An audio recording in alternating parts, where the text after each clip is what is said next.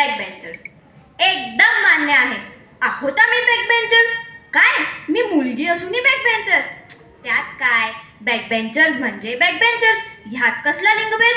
नाही नाही, पुढे बसायची आम्हाला काही भीती वाटत नाही. आम्ही न वर्गात सर्वात उंच पडतो ना, म्हणून बॅकबेंचर्स. हेही तर खरं आहे ना की सगळे पुढे बसून कसं चालेल? काय, मागे बसलो म्हणून बोलण्याची मर्यादा? अरे पण प्रत्येका वेळी आमचाच अपमान का? ठीक आहे, थोडंफार बोललो तर बोललो, त्यात काय? काय, गृहपाठ? बाईंचं लक्ष आमच्याकडे का? एखाद्या दिवशी चुकून गृहपाठ केला नाही तर काय बिघडले? म्हणे आमचं वर्गात लक्ष नसतं. मी विचारते, पुढे बसणारे कधीच चुकत नाही का? काय, हो हो, क्लासच्या बाजूला आहे ना छान वारा देणारी खिडकी, त्यातून डोकावून बघावं वाटतं. एखाद्या वेळी बाहेर पाहिलं तर काय झालं? मान्य आहे, आमचं लक्ष बाहेर होतं, पण मी विचारते, बाईंचं लक्ष शिकवण्याकडे न राहता सारखं आमच्याकडे का राहावं? सांगा ना, त्यांना केलं पाहिजे ना त्यांचं काम. मी विचारते, एखाद्या वेळी कंटाळा आला म्हणून इंग्रजीच्या तासाला इतिहासाचे पुस्तक उघडले तर काय बिघडले? ठीक आहे, इंग्रजींच्या प्रश्नांची उत्तरं नाही दिले तर सांगा ना, काय बिघडले? एका दिवशी झाशीच्या राणीवर एक छानशी कविता सर्वांना ऐकवली. काय टाळ्यांचा गडगडाट! आहाहा, सर्वांच्या चेहऱ्यावर काय आदराचे भाव दिसून येत होते. ते बघून माझ्या मनाला एक प्रकाराचं समाधान मिळत होतं.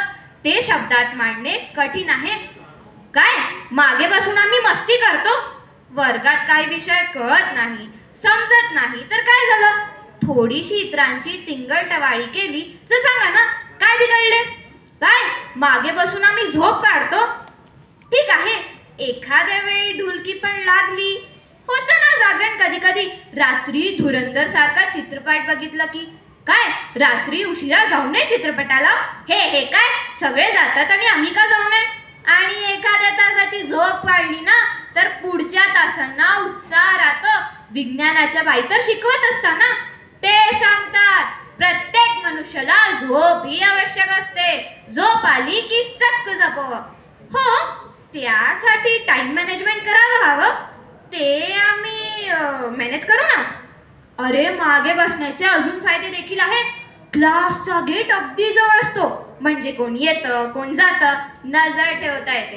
क्लासच्या बाहेर कोण कितीदा गेलं परत आलं की नाही लक्ष देता येतं. आणि एक सांगू, जाणाऱ्या येणाऱ्यांची मस्करी करताना तर एक वेगळीच मजा असते. काय, हो हो, काही गोष्ट चांगली नाही आहे आमची, पण ठीक आहे ना, चालते एवढं तेवढं. आणि हो, आमचे मानसिक आरोग्य ना एकदम चांगले राहते. का, की आम्ही मोकळेपणाने बोलतो, राहतो, मज्जा करतो, सर्वांना समजून घेतो आणि टेन्शन तर अजिबात नाही. आमची सोशल स्किल्स आणि नेटवर्किंग मजबूत राहते. का, अरे आम्हाला ना मुख्यपणे अपयश पचवता येतं, म्हणूनच आयुष्य आनंदी जगतो. हो, काही गोष्ट चांगली नाही, पण काही योग्य फायदे सर्वांना का दिसत नाही? मला कळतच नाही. काय, तुम्ही याच्यावर विचार करणार? वा वा, खूप खूप धन्यवाद आपले. धन्यवाद.